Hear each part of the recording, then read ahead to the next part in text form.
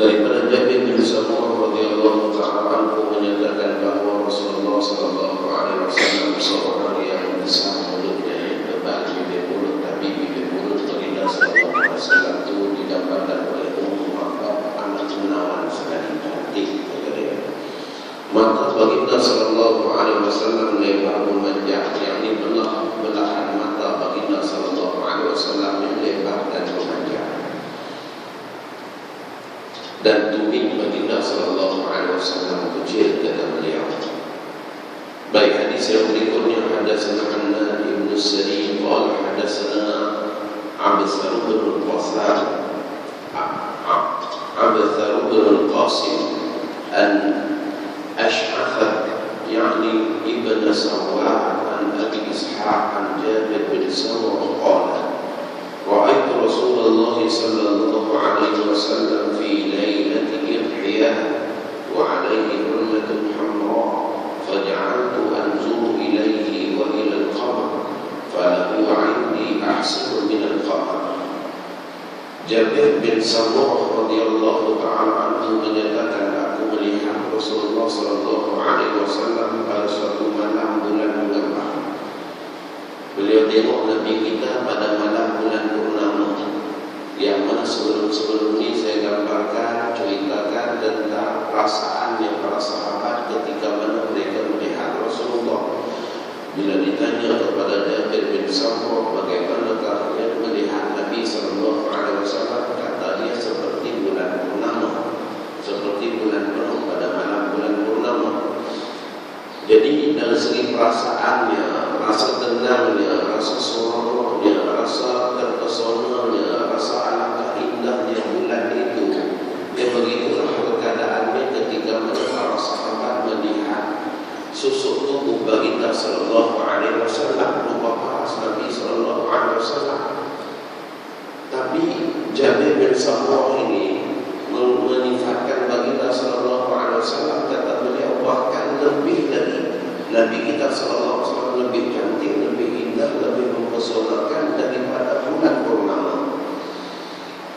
Aku melihat Rasulullah sallallahu alaihi wasallam pada suatu malam bulan mengambang, baginda memakai baju berwarna merah, berpakaian serba merah.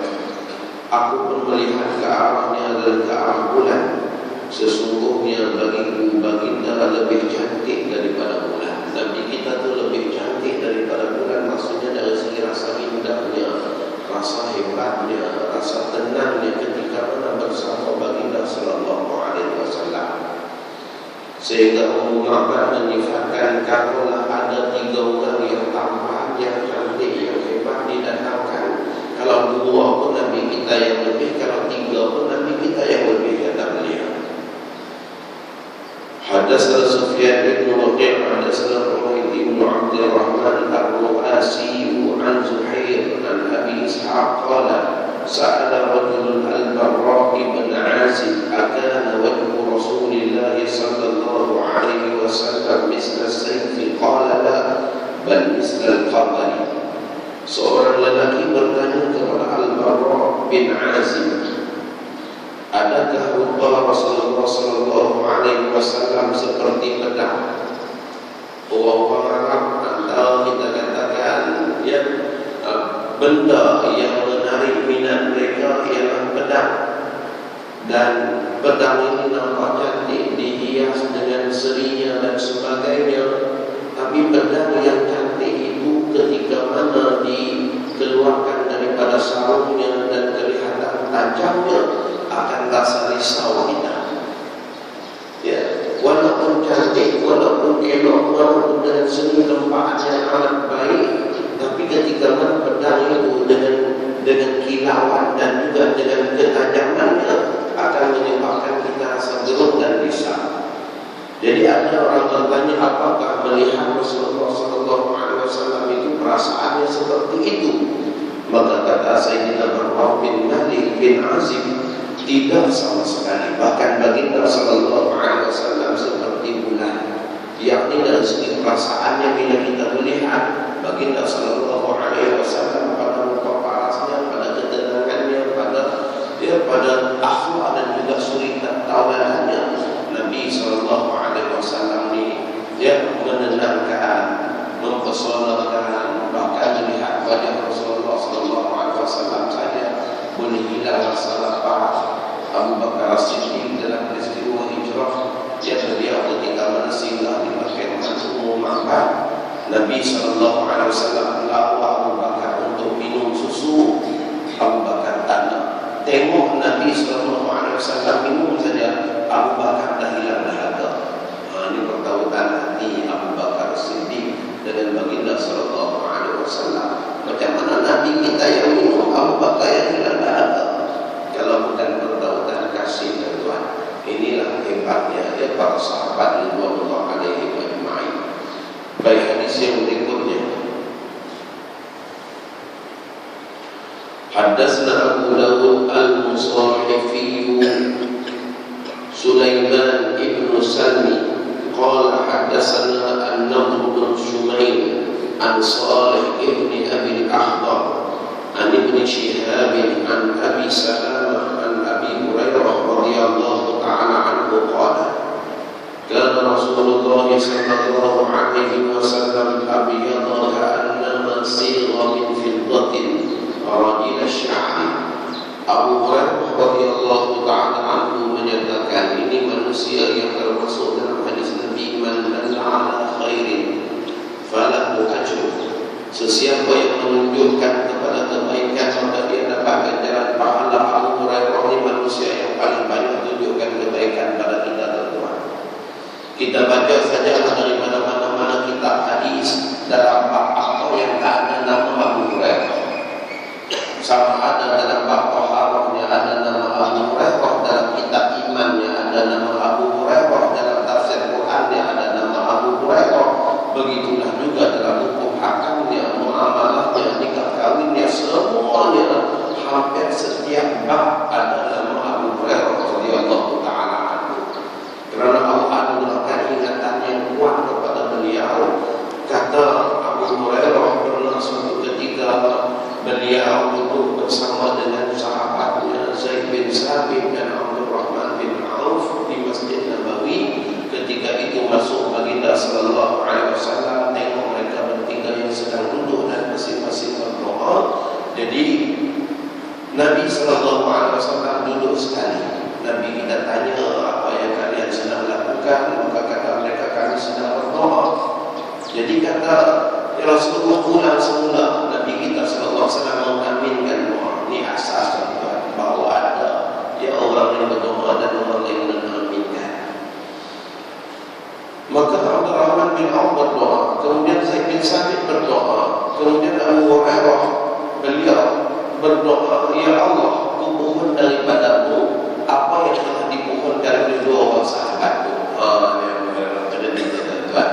Aku mohon daripadamu apa yang telah dimohonkan oleh kedua orang sahabatku, wa ilman la yunsa, dan aku mohon daripadamu ya Allah ilmu yang tidak lupai. Maka kata Abu Hurairah, Nabi SAW mengaminkan doa itu sejak daripada hari tersebut. Apa juga yang aku lalui, apa juga yang aku lihat, apa juga yang aku alami, aku semuanya ingat kata Abu Hurairah.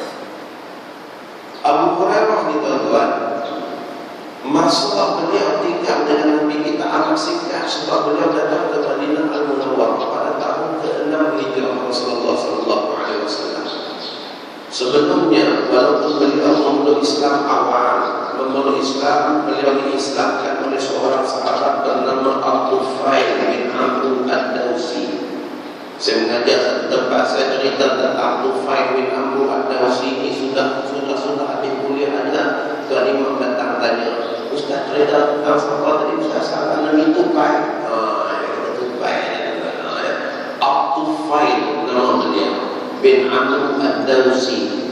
Dia salah seorang sahabat yang gugur syahid dalam peperangan Yamamah.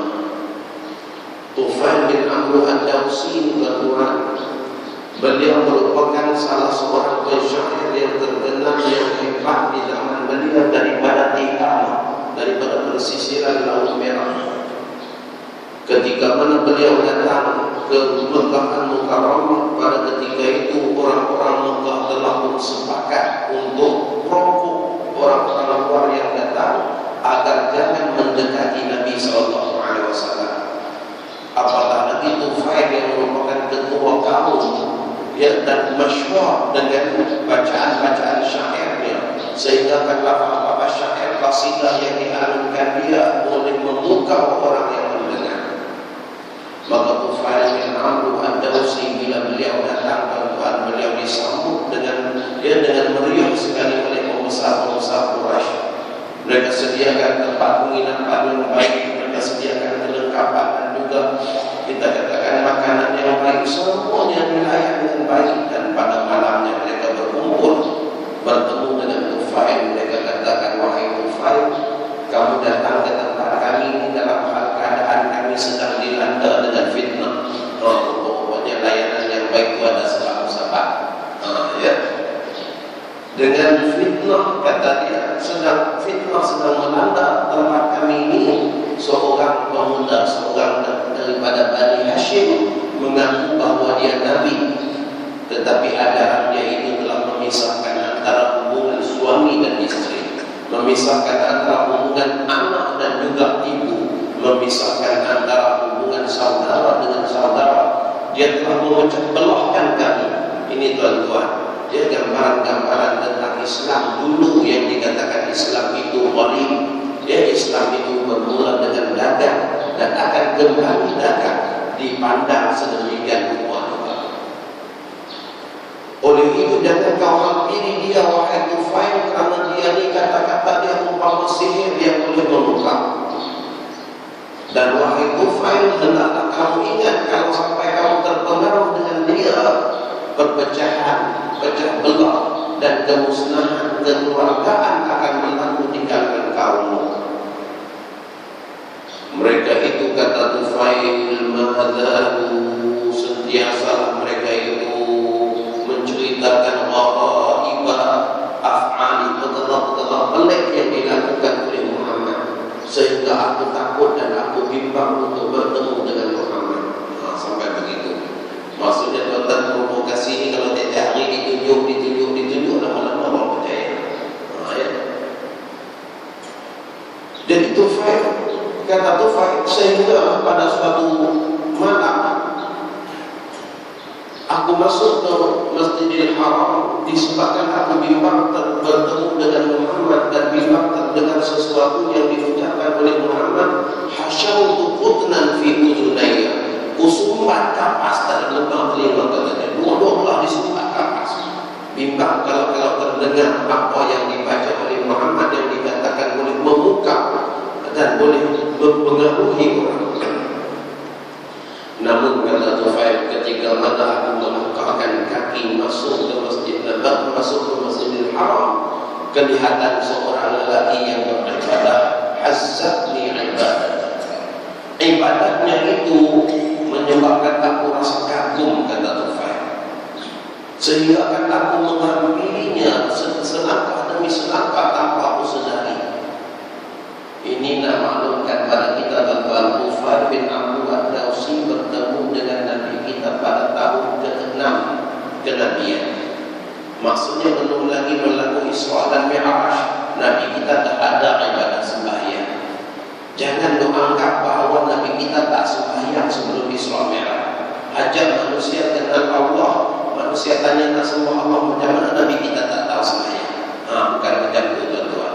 Di antara hadis riwayat Imam Al-Tabrani, awwalu ma 'allamani Jibril ba'da an yuha ilaihi, perkara pertama yang diajar oleh malaikat Jibril sesudah mana aku menerima wahyu Allah, al-wudu was-salat, wudu dan sembahyang. Cuma Nabi kita sembahyang hanya 2 waktu saja, awal pagi dan juga awal malam. Maka Tufail mendekati baginda sallallahu alaihi wasallam, rasa kagum dengan ibadahnya Nabi sallallahu alaihi wasallam, sehingga dia makin maka kehendak Allah, kata Tufail, telinga yang tadi sumbat kapas itu masih dengar apa yang Nabi kita baca, dengar Quran yang Nabi kita baca dalam sembahyang. Maka pada ketika itu hatiku berkata-kata, aduhai wahai Tufail, alangkah celakanya engkau. Engkau seorang lelaki yang bijaksana, seorang pensyair yang hebat, seorang yang dihormati, seorang yang berakal. Engkau boleh membezakan sesuatu yang buruk dan baik. Kalaulah apa yang dibawa oleh orang ini kebaikan, maka engkau terima kebaikan yang dia bawa. Kalau keburukan yang dia bawa, maka engkau boleh hindarkan diri. Kenapa sampai kau boleh ditipu, diperdayakan oleh pokok Quraisy? Maka beliau tunggu Nabi kita selesai sembahyang, Nabi kita bergerak balik ke rumah Tufail ikut. Bila Rasulullah masuk aja ke rumah Tufail pun lompat masuk sekali. Lalu kata beliau, wahai Muhammad, aku dengar daripada kaum kamu demikian hal-hal berkenaan dengan kamu. Tapi apabila aku tengok kamu ibadah kamu amat mengagumkan aku. Cuba kamu cerita pada aku sebenarnya kamu ni siapa? Maka Nabi SAW cerita hakikat Islam dan dia dibagi-bagi kepada Tufail. Nabi kita baca surah Al-Ikhlas saja tuan-tuan. Tufail terus berucap 2 kali syahadat. Dia ni orang yang yakin, dia ni orang yang hebat dengan syahadatnya, dan dia tahu kalam-kalam suci Allah itu dia bukan kalam biasa. Mana mungkin dapat disusun atau oleh seorang yang bernama Muhammad yang tak pernah belajar. Maka inilah ya rahsia Islamnya Tufail bin Amr ad-Dawsi. Beliau peluk Islam, tinggal belajar agama Islam daripada Nabi SAW beberapa ketika. Kemudian beliau nak balik, dia minta pada Nabi, ya Rasulullah, tolong berdoa minta bagi Allah Subhanahu Wa Taala anugerahkan sesuatu kepadaku supaya aku boleh kumpulkan orang kampung aku dan aku boleh cakap Islam kepada mereka. Nabi kita pun tanda tangan, Allahumma ja'al lahu ayatan tu'inuhu bima yanwihi minal khair. Ya Allah, kau berilah satu petanda kepada dia yang boleh membantu dia atas niat baiknya itu. Sebab Tufail kata dia ni ketua kampung, dia ni orang besar, dia boleh kumpulkan orang dan dia boleh ada Islam, dakwah Islam kepada mereka. Maka ketika pada Tufail balik ke Tuhan, dia sampai di perkampungannya pada waktu malam. Pada waktu malam daripada tempat yang tinggi, kampung dia di lembah bawah sana. Ketika mana dia sedang berjalan turun, tiba-tiba Allah Subhanahu Wa Taala pancarkan cahaya keluar daripada antara 2 kening Tufail. Satu cahaya lampu keluar daripada 2 kening Tufail, sehingga orang ramai masing-masing yang riuh mengatakan, hei, cahaya apa tu? Ya, dalam zaman kita ni tak kisah sebab pun cahaya di sini juga. Dalam zaman kita ya, dengan sekolahnya, dengan lampu dan sebagainya. Zaman itu zaman tak ada benar-benar ni. Zaman tak ada lampu-lampu macam tu. Tiba-tiba cahaya yang terang, ya, sampaikan cerah satu kampung. Hei, kita akan dahsyat. Maka orang-orang pun berkumpul. Tufail pula bimbang.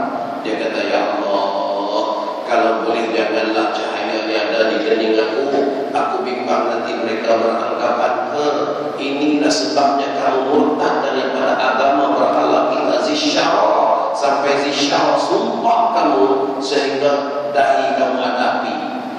Ya, orang-orang dia Bani Daus ni tuan-tuan, mereka ni berpegang dengan ajaran agama menyembah berhala yang bernama Zisyara. Maka bila Tufail berdoa, ya Allah, pindahkanlah api ini daripada wajah aku ke tempat lain. Cahaya tadi itu beredar sampai ke cemeti yang beliau pegang, cemeti yang beliau gunakan untuk di bawah sekali ketika menunggang unta. Maka jadilah cahaya itu bergantungan di tangan Tufail bagaikan tanggung itu tuan-tuan. Sampai beliau turun, dia ke bawah, datang ayah dia. Sengaja Tufail guna provokasi yang digunakan oleh orang-orang Quraisy. Sedangkan Islam tidak memisahkan antara seorang anak dengan ayah. Tapi bila ayahnya mendekati dengan dia, kata dia, ilaika anni ya abata, jangan dekat dengan aku. Oh, ayah dia kata, kenapa dah lah gila kau? Balik dengan satu keajaiban pula, tiba-tiba tak mengaku anak pula ni. Macam mana? Ilaika anni ya abata, jangan dekat dengan aku. Ayah dia bertanya, kenapa wahai anakku, kenapa wahai putra kesayanganku, kenapa sampai kita nak berpisah pula? Jadi kata Tufail, aku dah Islam, aku dah ikut agama Muhammad. Jadi kata ayah dia macam inilah, agama kamu ayah dia peluk Islam, isteri dia peluk Islam, dan orang pertama di kalangan Bani Daus yang peluk Islam adalah Abu Hurairah radhiyallahu taala anhu. Abu Hurairah dia orang pertama yang peluk Islam di kalangan Bani Daus. Jadi tuan-tuan, maksudnya Abu Hurairah ini peluk Islam lama lah, tapi tak jumpa Nabi kita. Ya, bila Tufail berdakwah, tak juga orang-orang Bani Daus ni yang nak ikut dakwahnya, bahkan mereka kekal dengan menyembah berhala. Tufail datang sekali lagi bertemu dengan Nabi SAW pada tahun yang berikutnya, dan pada ketika itu dia bawa Abu Hurairah bersama dengan dia. Itulah kali pertama Abu Hurairah bertemu dengan Nabi SAW. Oh, cerita tentang Tufail ini tuan, akhir hayat beliau, Masya Allah. Beliau Allah anugerahkan kehebatan dalam peperangan. Rasa dah begitu ketinggalan daripada sahabat-sahabat yang lain yang dapat berperang pada Uhud dan sebagainya. Maka ketika mana mereka datang pada tahun ke-6 daripada hijrah Rasulullah SAW, Bani Daus ini minta satu permintaan kepada Rasulullah. Kami nak jadi sayap kiri angkatan perang ataupun sayap kanan angkatan perang. Ya, jadikanlah syiar kami ini mabrur ya Rasulullah, sebab kami ini dah ketinggalan banyak, tak dapat sertai peperangan. Maka dikatakan Tufail sejak daripada tahun ke-6 hijrah Rasulullah sampailah wafat Nabi kita sentiasa menyertai peperangan demi peperangan. Ketika mana nak menentang Musailamatul Kazzab yang murtad, Tufail dalam perjalanan dengan angkatan perang pada ketika itu yang diketuai oleh Khalid Al-Walid, maka beliau bermimpi dengan mimpi yang baik. Beliau bermimpi bahawa kepalanya dibotak licin. Dia mimpi kepalanya dibotak licin. Kemudian mimpi seekor burung terbang keluar daripada mulutnya. Kemudian mimpi seorang perempuan menangkap Tufail lalu menyumpat Tufail masuk ke dalam perutnya. Oh tuan-tuan, mimpi kan dia sungguh ni. Kita kalau mimpi macam kita tahu macam mana. Ya, mimpi tuan-tuan kalau nak cerita pada guru-guru kita aja. Jangan cerita semua orang kita cerita, tak boleh macam tu. Dan kalau kita mimpi-mimpi yang tak elok, ulama kita katakan jangan diceritakan. Ucap saja a'udzubillahi minasyaitonir rajim. Ya, jangan kita ceritakan.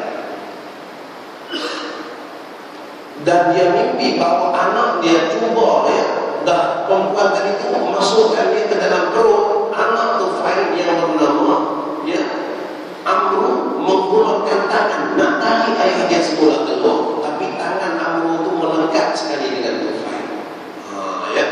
Maka esok pagi dia Tufail pun cerita mimpi tersebut. Dia kata, wahai sahabat-sahabatku, semalam aku mimpi dengan mimpi yang aneh sungguh, kata mereka. Kata dia, ya, aku mimpi kepalaku dibotakkan, seekor burung terbang keluar daripada mulutku, seorang wanita menangkap aku dan menyumpat aku masuk ke perutnya, anakku tergapai-gapai mencapai aku dan terpisah dia dengan aku sehingga tangan dia tadi itu bersama-sama denganku. Maka semua sahabat menyatakan khair insyaAllah. Ini tuan-tuan ada orang cerita mimpi pada kita sebelum kita mentakwilkan mimpinya, kita kata apa? Khair insyaAllah, baik insyaAllah. Cakap baik dulu. Jangan kita tu kalau mimpi minum air tu nanti pecah perut tu. Sebab apa? Air kan masih ada orang cerita mimpi air laut. Orang kita katakan kalau mimpi minum air laut, maksudnya itu menandakan bahawa kita akan dapat ilmu yang banyak ataupun rezeki yang banyak. Tiba-tiba dia pergi tafsir mimpi lain pula. Air laut masih kata dia, kalau kamu minum campur nanti lagi itu. Khair insyaAllah. Sahabat tak nak takwilkan, maka kata Tufail, kalau kalian tak takwil sebelum aku tanya kalian, aku dah takwil dah, katanya. Kepala aku yang dicukur kotak itu tandanya nanti dalam medan perang yang akan kita masuk ini, kepala aku akan dipenggal. Burung yang terbang keluar daripada mulutku itulah roh aku yang mati syahid, kata dia, yang keluar daripada mulut. Manakala perempuan yang menyumpat aku masuk ke dalam perutnya, itulah bumi di mana aku akan dikebumikan. sungguh-sungguh mencari aku, itu tandanya dia juga akan dapat syahid, tetapi bukan di sini, bukan dalam peperangan ini. Ya hanya tangannya saja yang akan ikut aku dulu, kata Tufail. Maka ketika mana dalam peperangan dia mau, tuan-tuan, disaksikan apa yang ditakwil oleh Sayyidina Tufail bin Amr ad-Dawsi ini benar-benar berlaku, tuan-tuan. Sehinggalah ya beliau ditemui meninggal dunia dalam keadaan kepalanya terpenggal, dan dia dikebumikan dengan sebahagian daripada tangan kanan anaknya yang ditetap putus, anaknya Amr bin Tufail. Ya, tangan anaknya putus dalam peperangan tersebut, dikebumikan bersama dengan tubuh Tufail bin Amr ad-Dawsi radhiyallahu taala anhu. Jadi Tufail ini, tuan-tuan, kalau kita katakan Abu Hurairah dapat ganjaran pahala pada setiap hadis yang kita baca, Tufail bin Amr pun tidak kurang juga, tuan-tuan, sebab dia merupakan asbab kepada Islamnya Abu Hurairah. Maksudnya hari ini kalau kita baca hadis Abu Hurairah dapat pahala, dan Tufail yang bawa Islam kepada Abu Hurairah pun akan dapat ganjaran pahala. Daripada Abi Hurairah radhiyallahu taala anhu menyatakan adalah Rasulullah sallallahu alaihi wasallam itu seorang yang putih bersih, seolah-olah ditempa dari perak. Maksudnya nampak ya kepribadian Rasulullah, ya tubuh badan Nabi sallallahu alaihi wasallam yang tampil menawan, dan rambutnya yang indah rapi. Hadis yang berikutnya saya nak cuba habiskan bab ini pagi ini, tuan-tuan. Haddatsana Qutaibah bin Sa'id qala akhbarani Laits bin Sa'd an Abi Zubair an Jabir bin Abdullah anna Rasulullah sallallahu alaihi wasallam qala urid alayya al-anbiya fa idza Musa alaihi salam darbun min ar-rijali ka'annahu min rijali syahwa wa ra'aytu Isa bin Maryam alaihi salam fa idza aqrabu man ra'aytu bihi shabahan Urwa bin Mas'ud wa ra'aytu Ibrahim alaihi salam fa idza aqraba man ra'aytu bihi shabahan sahibukum yani nafsuhu wa ra'aytu Jibril alaihi salam fa idza aqrabu man ra'aytu bihi shabahan Dihya. Jabir bin Abdullah radhiyallahu taala anhu meriwayatkan, Jabir bin Abdullah merupakan salah seorang daripada 7 orang yang paling banyak meriwayatkan hadis-hadis Nabi sallallahu alaihi wasallam. Jabir bin Abdullah juga, tuan-tuan, merupakan sahabat yang Allah panjangkan usia beliau sehingga beliau meninggal dunia pada tahun 72 Hijrah. Jabir bin Abdullah menjadi penasihat kepada umat ini dengan hadis-hadis Nabi sallallahu alaihi wasallam yang diriwayatnya. Jabir bin Abdullah juga merupakan orang yang menyertai perjanjian Aqabah yang kedua. Beliau menyertai ayah beliau yang pada ketika itu membawanya. Beliau masih kanak-kanak lagi, dikatakan dalam usia 8 tahun ataupun 9 tahun ketika itu. Jabir bin Abdullah menyertai ayahnya Abdullah bin Amr untuk berbaiat dalam baiatul Aqabah dengan Nabi sallallahu alaihi wasallam. Sejak tapak tangan kecil Jabir bin Abdullah yang masih muda itu bersentuhan dengan tangannya Nabi sallallahu alaihi wasallam, meresap rasa kasih cinta rindu pada baginda sallallahu alaihi wasallam. Sebelum peperangan Uhud, ayah beliau, tuan, ayah beliau berpesan kepada Jabir, kamu jaga sungguh-sungguh kakak-kakak kamu 9 orang. Jabir ini satu-satunya anak lelaki bongsu. Kamu jaga saudara-saudara kakak-kakak kamu 9 orang, kata ayah dia. Ayah merasakan bahawa ayah akan gugur syahid besok, ayah akan balik lagi daripada medan Uhud.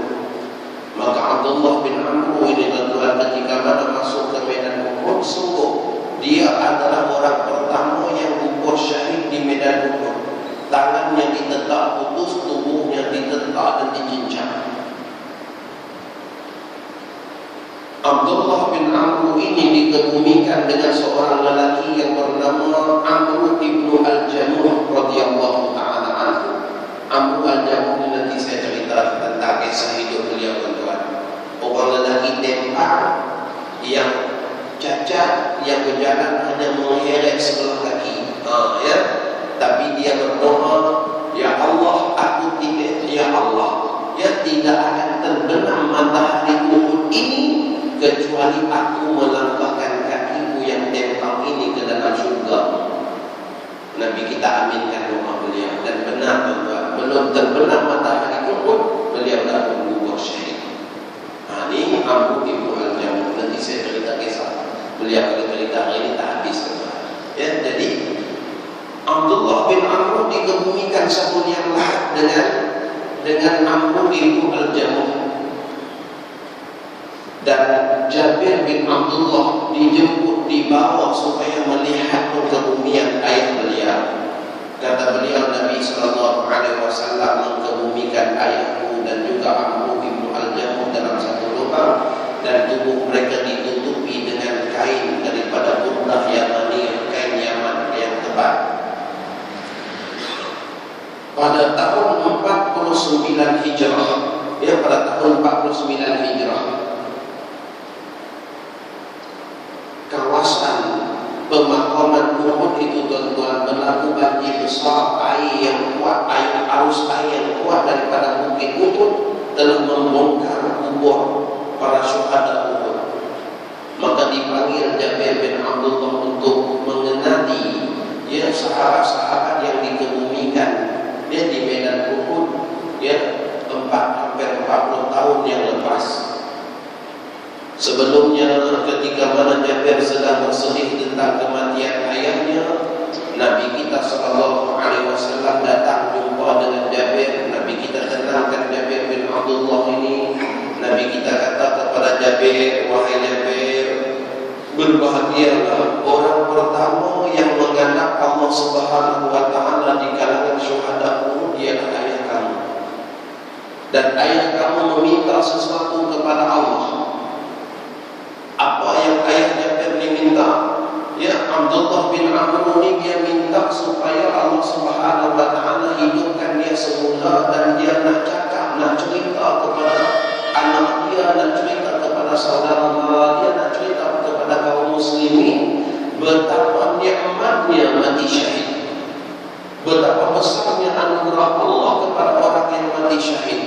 Allah Subhanahu wa Ta'ala kata kepada Abdullah bin Amr ini, telah terdahulu ketetapanku, yang meninggal tidak akan kembali lagi. Jadi dia buat satu permintaan. Dia minta kepada Allah Subhanahu wa Ta'ala, kalau aku tak boleh hidup semula untuk cerita hal keadaan aku yang dah mati ini, engkau turunkanlah ayat kepada mereka yang masih hidup. Turunkanlah ayat kepada Rasulullah menceritakan perihal keadaan aku ini. Maka Allah Subhanahu wa Ta'ala turunkan ayat, tuan-tuan, la tahsabanna alladhina qutilu fi sabilillahi amwat. Jangan kalian menyangka orang-orang yang meninggal dunia, yang terbunuh di medan perang, mereka mati sebagaimana orang lain mati. Bal ahya'un 'inda rabbihim yurzaqun. Bahkan mereka itu hidup di sisi Allah Subhanahu wa Ta'ala, mereka sentiasa menerima rezeki daripada Allah. Sayyidina Jabir bin Abdullah, tuan-tuan, dia yakin dengan apa yang dimaklumkan oleh Nabi SAW, dan bertambah lagi keyakinan dia apabila tahun 49 Hijrah, bila terbongkar perkuburan Uhud, beliau datang dan beliau sahkan, itulah jenazah ayah beliau, itulah jenazah Hamzah, itulah jenazah Abdullah bin Jahshin, itulah jenazah Amr bin Al-Jamuh. Semuanya beliau kenali. Tubuh badan mereka tidak merebut, walaupun dah 40 tahun lebih mereka dikebumikan. Bahkan ketika mana nak memindahkan jenazah Abdullah bin Amr, ayah kepada Jabir, tangan beliau yang diletakkan semula, ya, dilekatkan semula ke lengan supaya kekal di situ. Tiba-tiba tangan tadi itu merenggang daripada lengannya, dan tangan yang tak putus, renggang sedikit daripada lengannya, maka darah mencurah-curah seolah-olah baru terputus tangan tersebut, tuan-tuan. Sesudah 40 tahun lebih mereka dikebumikan. Ini bukti Allah Subhanahu wa Ta'ala tunjukkan bahawa orang yang mati syahid kekal hidup di sisi Allah Subhanahu wa Ta'ala, tubuh badan segar bagaikan orang yang masih hidup. Jabir bin Abdullah tuan terkenal sebagai salah seorang yang suka ketika mana keluar berperang berjalan kaki. Tak pernah kata-kata kalau keluar berperang ni dia naik kuda.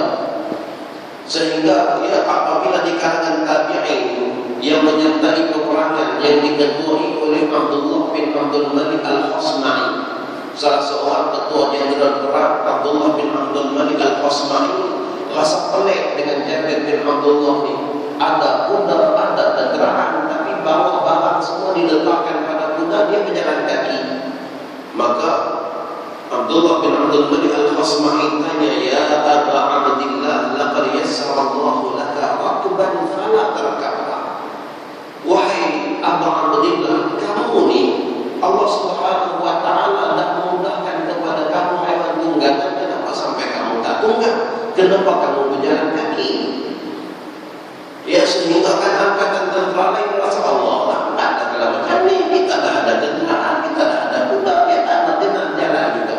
Ini kadang-kadang kita jumpa tuan-tuan dia, atau kita dulu dia nak ke masjid, dia keluar awal, dia berjalan, orang tumpangkan dia tak nak. Dia tak nak, dia nak berjalan juga. Ya. Jadi kata Jabir bin Abdullah, laqad sami'tu Rasulullah sallallahu alaihi wasallam yaqul, aku pernah mendengar Nabi sallallahu alaihi wasallam bersabda, man iqtabara qadamahu fi sabilillah haramallahu alaihi nar. Siapa yang kakinya berdebu pada jalan Allah, kena tanah pada jalan Allah, maka Allah haramkan dia daripada neraka. Maka sebab itu aku tak nak naik hewan tunggangan, aku nak pastikan kaki aku benar-benar ada tanah, katanya, supaya Allah Subhanahu wa taala haramkan tubuh aku daripada neraka. Ini manusia yang Allah anugerahkan iman dan yakin, tuan-tuan. Mereka yakin sungguh dengan apa yang Nabi sallallahu alaihi wasallam janjikan kepada mereka.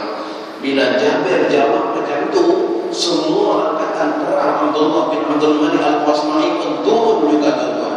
Maka semuanya berjalan kaki. Mereka terkenal sebagai pahlawan-pahlawan berjalan kaki. Ya. Ini kadang-kadang kita tengok di Muhammad Tabligh ada dari satu tempat ke satu tempat mereka berjalan. Jadi kita nak tumpahkan tanah, ada orang komplain, apa tak seperti sungguh, ada kenderaan tanah naik dan sebagainya. Nanti dulu, tuan-tuan, jangan kita komplain orang dulu. Kita tengok asas dan dasar apa yang mereka lakukan. Ada sebab-sebabnya yang diceritakan dalam hadis Nabi sallallahu alaihi wasallam. Baik. Jabir bin Abdullah menyatakan bahawa Rasulullah sallallahu alaihi wasallam telah bersabda, para nabi telah diperlihatkan kepadaku, aku melihat Musa alaihi salam, yaitu pada malam Isra dan Mi'raj, menyerupai lelaki daripada Syanu'ah, satu kabilah dari negeri Yaman. Ya, mereka ini berbadan tegap, badan besar, dan dikatakan Syanu'ah ni orang yang kuat tegar. Sebab itu namanya dinamakan dengan Syanu'ah. Isa ibnu Maryam alaihi salam, aku lihat orang yang paling mirip dengannya ialah Urwah bin Mas'ud. Urwah bin Mas'ud ini mirip dengan Nabi Isa alaihi salam. Nabi Isa ini cantik, berluar, dia dikatakan dia putih kemerah-merahan, dia matanya menculang begitu, dan juga rambutnya hitam basah. Ya, yang diceritakan dalam hadis berkenaan dengan kemunculan Isa pada akhir zaman nanti. Aku melihat Ibrahim alaihissalam, orang yang paling menyerupainya adalah sahabat kamu, yaitu Bibi baginda sallallahu alaihi wasallam sendiri. Aku tengok Nabi Ibrahim, kata Nabi sallallahu alaihi wasallam, rupa Nabi Allah Ibrahim kalau kalian nak tengok ni macam rupa aku, kata Nabi. Ya. Aku melihat Jibril alaihissalam, maka orang yang paling hampir menyerupainya ialah Dihya Al-Kilabi, salah seorang sahabat. Dihya Al-Kilabi ini adalah orang yang handsome di zaman Nabi sallallahu alaihi wasallam, sehingga kan bukan sekadar kaum lelaki yang kaum perempuan saja terpesona tengok dia, orang lelaki pun terpesona. Sampai kan zaman Sayyidina Umar pesan kepada Dihya ni, kamu dia pakai niqab untuk la ilaha illallah, macam tu cantiknya Dihya macam ni. Ya, bimbang kalau ada orang yang terpesona dengan melihat wajah Dihya Al-Kilabi. Baik, dua hadis lagi, tuan-tuan. Hadatsana Sufyan bin Waqi' wa Muhammad bin بشار المعنى واحد.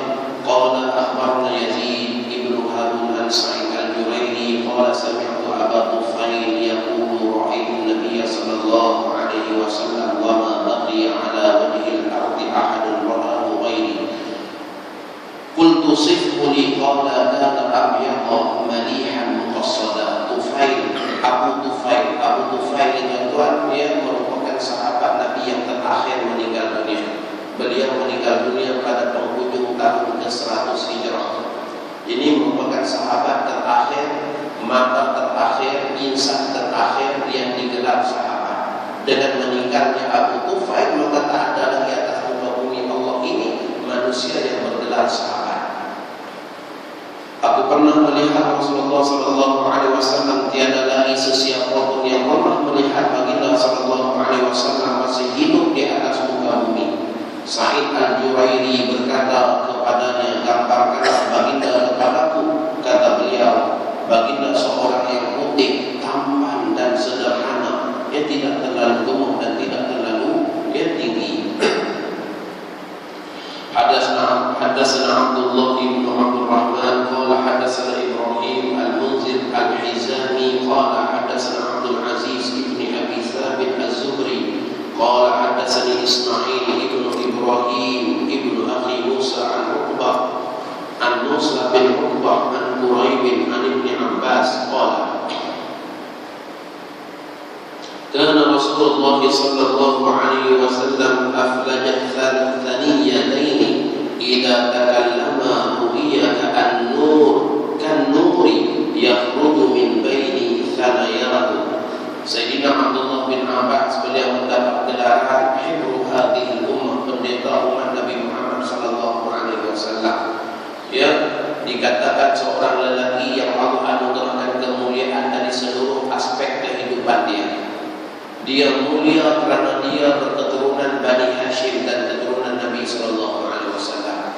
Dia juga dimuliakan kerana beliau merupakan antara kanak-kanak yang sempat bertemu dengan Nabi sallallahu alaihi wasallam. Beliau dilahirkan 3 tahun sebelum hijrah Nabi sallallahu alaihi wasallam. Waktu Nabi kita wafat, beliau baru berusia 13 tahun. Mulianya beliau juga kerana beliau dikenali dengan Radifun Nabi. Radif ini maksudnya pembonceng, orang yang selalu naik unta di belakang Rasulullah sallallahu alaihi wasallam. Ini Abdullah bin Abbas.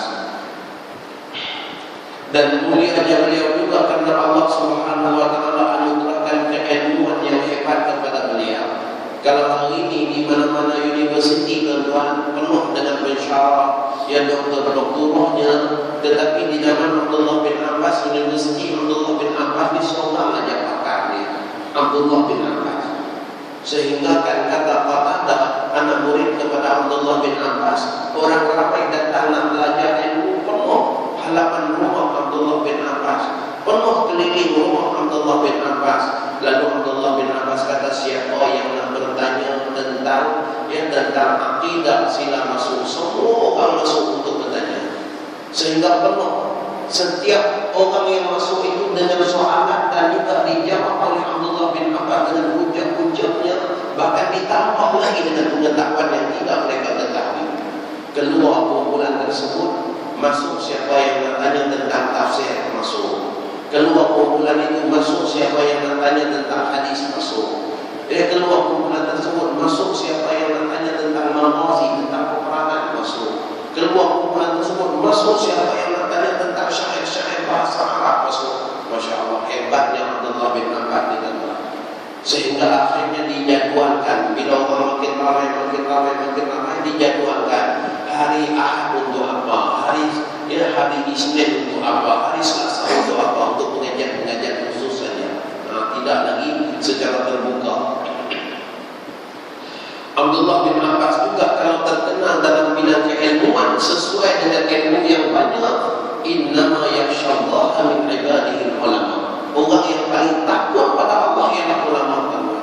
Jadi sesuai dengan beliau yang alim itu, beliau juga dikenali sebagai rajulun khaddadan dan khaddai.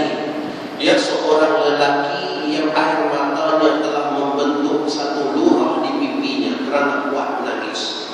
Abdullah bin Abbas di depan pipi beliau ini disebabkan dia titisan air mata yang sentiasa mengalir kerana takutkan Allah.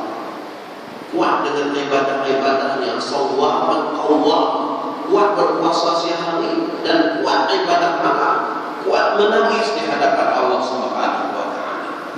Jadi apa kata Abdullah bin Abbas, adalah Rasulullah sallallahu alaihi wasallam kelihatan renggang giginya apabila bertutur, kelihatan bagaikan cahaya terbit dari celahan gigi baginda sallallahu alaihi wasallam. Nabi kita renggang sedikit gigi hadapan, ya, dan bila Nabi kita bercakap nampak seolah-olah cahaya yang keluar daripada celahan gigi baginda sallallahu alaihi wasallam. Insyaallah tuan-tuan, kita akan sambung dalam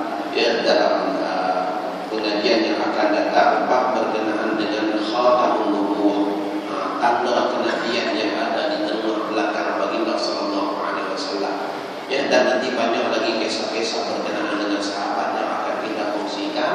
Jadi kita mengaji kitab Syama'il dengan saya dan dua dalam satu. Ya, satu kita kenal Nabi kita, yang kedua kita kenal sahabat, supaya kita tak jadi orang yang tak mengenali insan-insan mulia yang ada sekitar Nabi sallallahu alaihi wasallam. Disebabkan kita tak tahu, maka orang Syiah dia cerca, dia kutuk para sahabat, kita tak membela mereka. Sebagaimana kita bela mak ayah kita bila orang cerca, sebab kita kenal mak ayah kita. Kita marah semua bila orang dia kata mak ayah kita.